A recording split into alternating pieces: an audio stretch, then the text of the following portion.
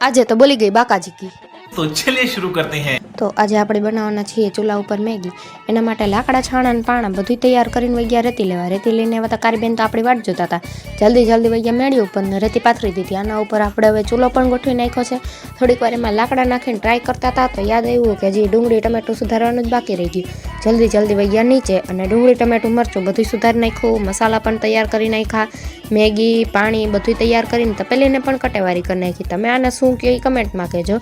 પછી હવે આપણે ફાઇનલી ચૂલો સળગાવવાનું ચાલુ કરીએ છીએ। 10:50 થઈ છે।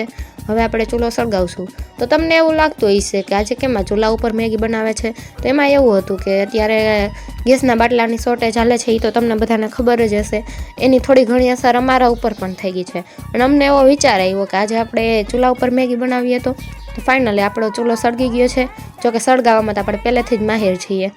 અને આ જો આપણે તપેલી રાખવા માટે દેશી જુગાડ કર્યો। આના ઉપર હવે આપણે તપેલી પણ રાખી દીધી છે। એમાં હવે પાણી નાખીને આપણે મેગી બનાવવાની પ્રોસેસ ચાલુ કરીએ। તો એમાં સૌથી પહેલાં આપણે નાખ્યું મીઠું, પછી એમાં ડુંગળી ટમેટું મરચું એમ બધા શાકભાજી નાખી દીધા। થોડીક વાર હલાવીને પછી તાપ આપણો થોડોક બાયણે વહી જતો હતો તો આપણે લાકડાને અંદર નાખીને તાપને પણ અંદર જવા દીધો।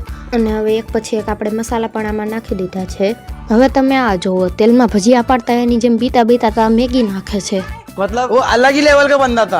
તો ફાઇનલી મિત્રો આપણે મેગીને પાણીમાં નાખી દીધી છે અને આ જો મેગીને નવડાવી દીધી। અને હવે આ જો તમે અમારી જેમ આમ કરતા હોય તો કમેન્ટમાં કહેજો। તો ફાઇનલી ગાઈસ આપણી મેગી બનીને તૈયાર થઈ ગઈ છે। હવે આપણે એમાં મસાલા પણ નાખવાનું ચાલુ કરી દીધું છે। તો 10:50 આપણે મેગી બનાવવાનું સ્ટાર્ટ કર્યું હતું ને અત્યારે 11:28 આપણી મેગી બનીને ફાઇનલી તૈયાર થઈ ગઈ છે। તો હવે આજ માટે આપણે આટલું જ રાખીએ।